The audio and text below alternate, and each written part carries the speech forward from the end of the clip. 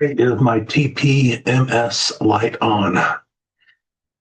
Modern vehicles are a rolling network of safety systems, sensors, and early warning indicators designed to protect drivers before a small problem becomes a dangerous one. Among them, few lights can cause more confusion, uncertainty, and frustration than the TPMS light, tire pressure monitoring system light. It isn't simply a convenience feature. It is a safety mechanism engineered to give real time information about the conditions of your tires and, more importantly, the conditions of your driving environment. When the light comes on, the car is speaking to you. It's signaling that tire pressure has moved outside the safety operating range and needs immediate attention. Yet most drivers aren't taught why the TPMS activates, what it is actually measuring behind the scenes, or how ignoring it affects safety, fuel efficiency, handling, or long-term vehicle reliability. Drivers definitely need to understand the TPMS light. So what we're going to do is we're going to get into it a little bit and we're going to figure it out. So most drivers assume the TPMS light is about air pressure alone. And that assumption leaves them blind to early symptoms of or deeper problems. The TPMS light turns on when a tire drops below the minimum recommended pressure, a tire exceeds the maximum safe pressure, the system detects pressure loss too fast, even if pressure hasn't reached the threshold, the TPMS sensor stops communicating, or the system flags an error in the internal circuitry. The system doesn't just measure pressure, it measures rate of pressure change, direct sensor communication, temperature fluctuations, wheel speed variances, and signal inconsistencies. So the most common reason that your TPMS light turns on is natural air loss over time. Tires naturally lose pressure. Even brand new ones lose small amounts each month. The loss increases with age, temperature changes, small valve leaks, minor bead imperfections, irregular driving, function frictions.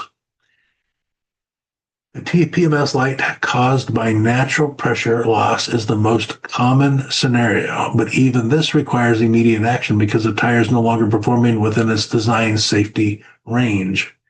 And temperature changes, depending on where you live, it really annoys me because about twice a year, I have to go out and air out my tires. Not a big deal, just it's an inconvenience. But tires literally lose pressure, and you can have nitrogen, injected into them as far as but air is made out of like 76% nitrogen to begin with. Not that the nitrogen that you're going to get, it definitely does not leak like air leaks. Air leaks way more because it's not all nitrogen. So your tire can get a puncture, and if it's got a nail in it, the nail's going to kind of act like a plug. So it's going to make it to where the air stays in the tire for the most part, but it's definitely going to leak around the nail, especially when you're driving down the road and it's friction, the expanding and contracting as it's going in the circle. And low air pressure can definitely cause all kinds of stuff, uneven tread wear, increased heat within the tire, reduced structural integrity, all kinds of stuff. So if your TPMS, light is consistently reading lower than the others, then you probably got and it depends on some TPMS systems will tell you what your tires are doing. Others are just going to have one light. So not all TPMS systems are created equal. And not all TPMS systems, like some vehicles, you just fix the issue and then drive it and it resets itself. Others, you have to have a technician reset it. So, auto repair technicians have the tools, hopefully, to make that light go out one way or another. You're just going to have to figure out what's causing it to begin with. But then a TPMS sensor can become corroded or damaged. Especially if you're around, road salt, a lot of moisture, and then of course all of them are subject to age, low quality caps. It's an amazing thing how we try to cheap out sometimes, and a little bit of just pennies can make it to where you end up with problems later. It's not always just pennies. It could be a lot of money, but it's even more money later. Pay me now, pay me later. That's the big thing. So TPMS sensors have batteries. Weird, right? And what's the life of the battery in your remote control on your your TV? What's the life of on your cell phone? So batteries go bad, right? And the placement of the tire can definitely have something to do with it. So when you're having your tires rotated and balanced, which you should be doing like every 5,000 miles, then that has a lot to do with it as well. So because it might misreport the tire position if it hasn't been reset properly. So the TPMS light definitely may trigger.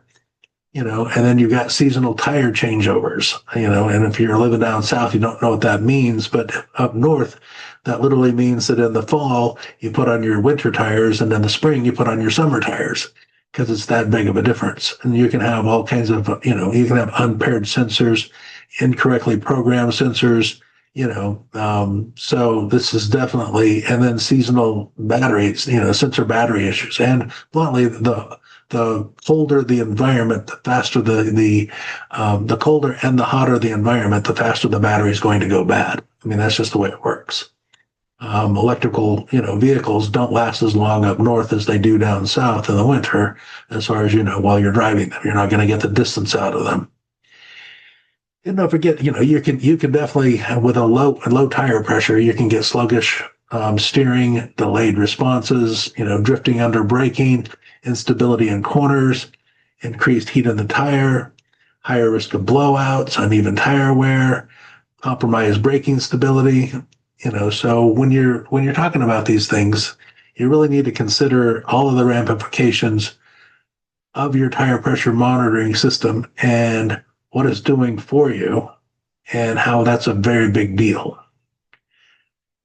Stay safe, stay strong. Thank you.